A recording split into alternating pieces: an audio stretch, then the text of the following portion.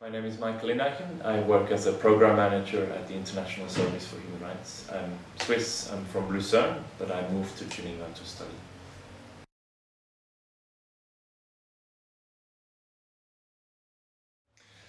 Well, I'm a program manager, so I'm in charge of coordinating the advocacy of the International Service for Human Rights around the Human Rights Council and other UN mechanisms in Geneva. And I'm also in charge of supporting human rights defenders, specifically working on corporate accountability issues.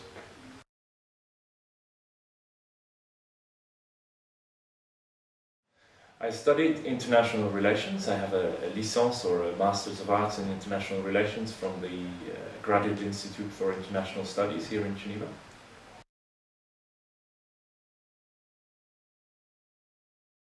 My job entails different ranges of tools or approaches that we provide for human rights defenders, which is capacity building. So we do trainings for human rights defenders on how they can use the different UN human rights mechanisms.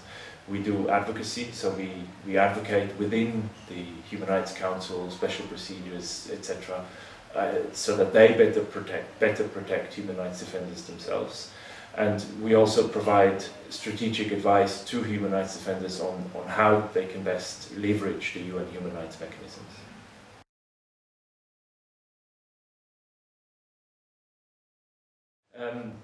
Well, I've always been passionate about human rights. I've always been interested in social justice and the ability of everyone to express their views, etc. So I've always been passionate about this.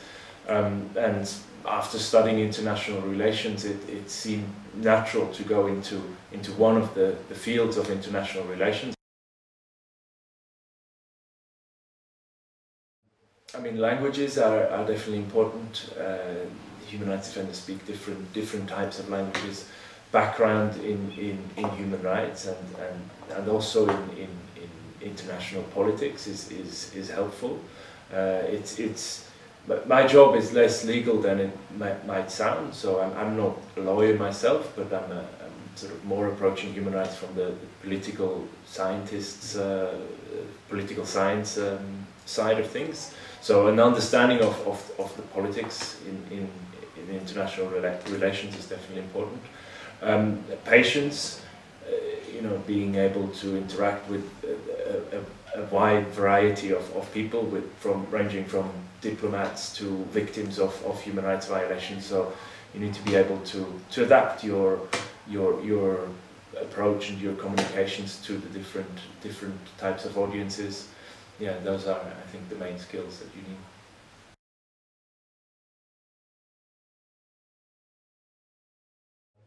Well, the most positive aspect and the most gratifying aspect of my job definitely is the interaction with human rights defenders. So hearing from activists firsthand what are their challenges, what are the violations that they face or that the people that they defend face. So that's definitely the most gratifying and most positive aspect of my job. I think the negative parts, as any job, there's a certain amount of administrative, logistical things involved, which, are not always very passionate. And as I said before, I think the patience that is required sometimes to listen to diplomats from some countries telling things that people could call a lie, and you have to sit there patiently and listen and be nice to them, and you know that their governments blatantly violate human rights. That can be really, really aggravating, and you could see that as a negative aspect.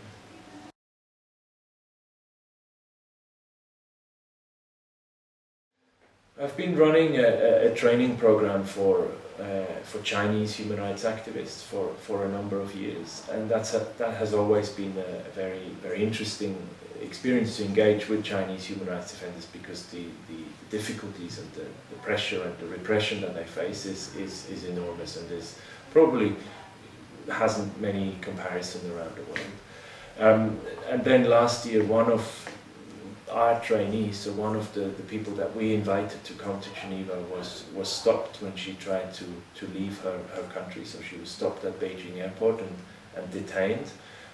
She was then put in prison and denied adequate medical attention in prison. and then she died in March while still in prison because she didn't get any medical treatment. And that has had I think not just on me but on many of my colleagues has had a profound impact, and it's very frustrating and sad that we are here and we're trying to support these activists, but at the end of the day there's nothing more that we can do, and that is a very has been a very emotional period.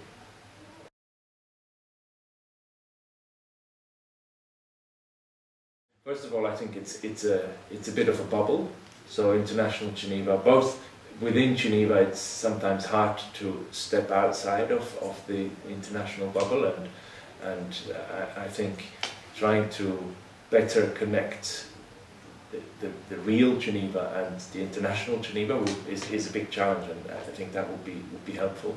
And at the same time, of course, there's also in human rights terms, there's a bubble in the sense that the diplomatic community in Geneva has very little knowledge or experience in actually knowing what human rights violations are and what the challenges are that activists face on the ground. And so, I think I have an ambiguous relationship with international Geneva. It's this great opportunity of people coming together and having conversations about human rights in my case, but at the same time it's also often very disconnected from the real world.